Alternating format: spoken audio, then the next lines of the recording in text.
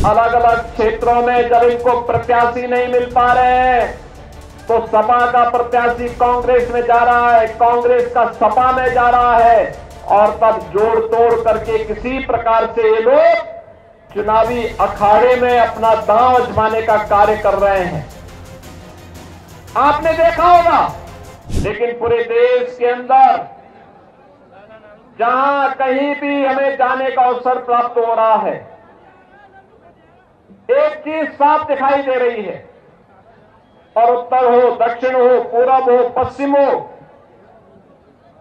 चारों ओर एक आवाज है।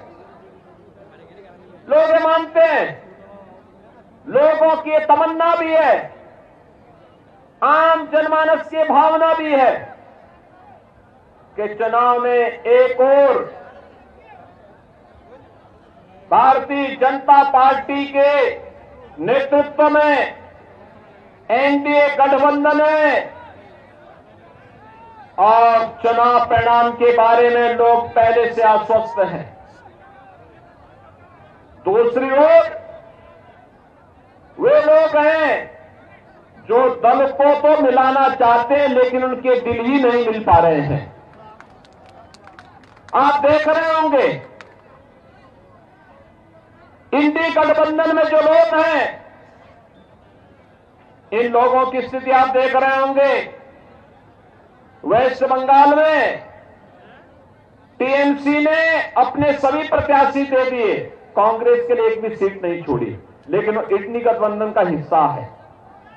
केरल में कम्युनिस्टों ने कांग्रेस के साथ कोई गठबंधन नहीं किया। और ऐसे ही अलग अलग क्षेत्रों में जब इनको प्रत्याशी नहीं मिल पा रहे हैं तो सपा का प्रत्याशी कांग्रेस में जा रहा है, कांग्रेस का सपा में जा रहा है और तब जोड़ तोड़ करके किसी प्रकार से ये लोग चुनावी अखाड़े में अपना दांव आजमाने का कार्य कर रहे हैं। आपने देखा होगा पूरे देश के अंदर लोग आश्वस्त हैं और आश्वस्त इस बात के लिए भी है क्योंकि मोदी जी के नेतृत्व में जो कार्य पिछले 10 वर्षों में हुआ है, ये चुनाव उन कार्यों के प्रति कृतज्ञता ज्ञापित करने के लिए भारत की जनता जनार्दन के द्वारा फिर तीसरी बार मोदी जी को आशीर्वाद दिया जाना है।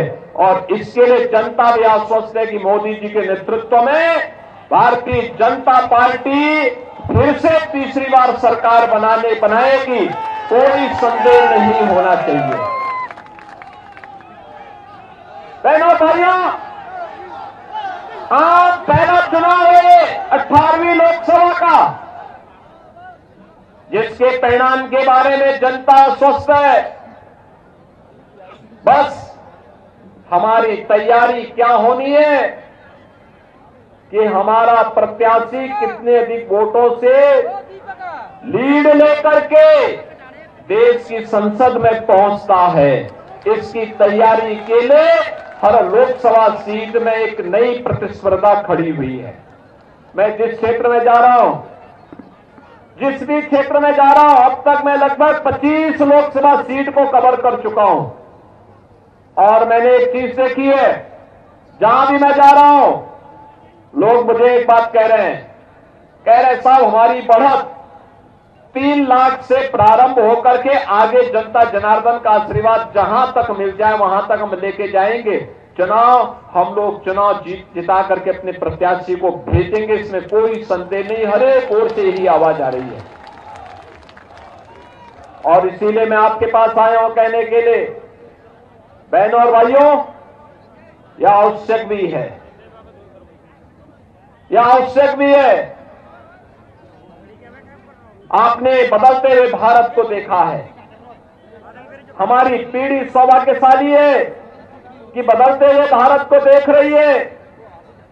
ये नया भारत है और ये नया भारत ही नहीं बल्कि हम अपनी आंखों से एक विकसित भारत का तस्वीर भी हम देख रहे हैं। विकसित भारत एक ऐसा भारत होगा जिसमें नौजवान के हाथ को कार्य होगा, हर खेत को पानी होगा, हर व्यक्ति हर परिवार के लिए उसकी जरूरत की आवश्यकताएं उसके घर तक उपलब्ध होंगी। एक सुरक्षित माहौल में पूरे देश के अंदर उत्सव जैसा माहौल होगा। उस प्रकार का वातावरण प्रधानमंत्री मोदी जी के नेतृत्व में भारत के अंदर बनने की स्थिति पैदा हुई है और उसी के लिए आपका आह्वान करने के लिए मैं आया हूं। लोग कहते हैं क्या ये संभव है?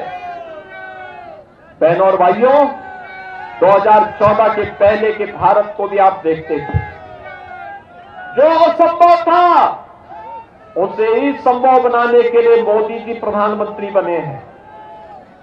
जो लोगों के लिए था कि ये नहीं हो सकता है, मोदी जी ने उसी को संभव बनाया है। कोई एक स्कीम आप उठा के देख लीजिए। वैश्विक मंच पर भारत के सम्मान का प्रश्न था, जो काम 60 वर्ष तक कांग्रेस नहीं कर पाई, मोदी जी ने 10 वर्ष में वह काम करके दिखाया। आज दुनिया के अंदर 140 करोड़ भारतीयों का सम्मान बढ़ गया। भारत की सीमाओं को सुरक्षित करने के लिए दावे बड़े बड़े होते थे। दुश्मन देश तब भी भारत की सीमाओं में घुसने का दुस्साहस कर जाता था। आज क्या कोई भारत की सीमा के अंदर घुसपैठ कर पाएगा? क्या आज नहीं कर सकता है। उन्हें मालूम है घुसपैठ की कीमत कैसी चुकानी पड़ सकती है। यह सर्जिकल स्ट्राइक और एयर स्ट्राइक ने साबित करके दिखाया है। बहनों भाइयों, आंतरिक सुरक्षा की स्थिति किस प्रकार से बेहतर हुई है।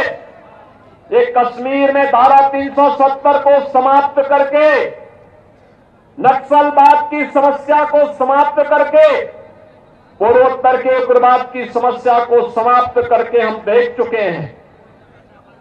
और देश के अंदर इंफ्रास्ट्रक्चर कैसे होना चाहिए, एक्सप्रेस हाईवे, रेलवे, 4 लेन और 6 लेन की कनेक्टिविटी, मेट्रो, एयर कनेक्टिविटी, ये सभी के साथ साथ जिन जिलों में मेडिकल कॉलेज नहीं वहां मेडिकल कॉलेज, जिन राज्यों में IIT नहीं वहां IIT, जहां IIM नहीं वहां IIM, जहां पर एम्स नहीं वहां एम्स, ये सभी उपलब्ध करवाए जा रहे हैं। अलग अलग क्षेत्रों में जब इनको प्रत्याशी नहीं मिल पा रहे हैं तो सपा का प्रत्याशी कांग्रेस में जा रहा है, कांग्रेस का सपा में जा रहा है, और तब जोड़ तोड़ करके किसी प्रकार से ये लोग चुनावी अखाड़े में अपना दांव आजमाने का कार्य कर रहे हैं। आपने देखा होगा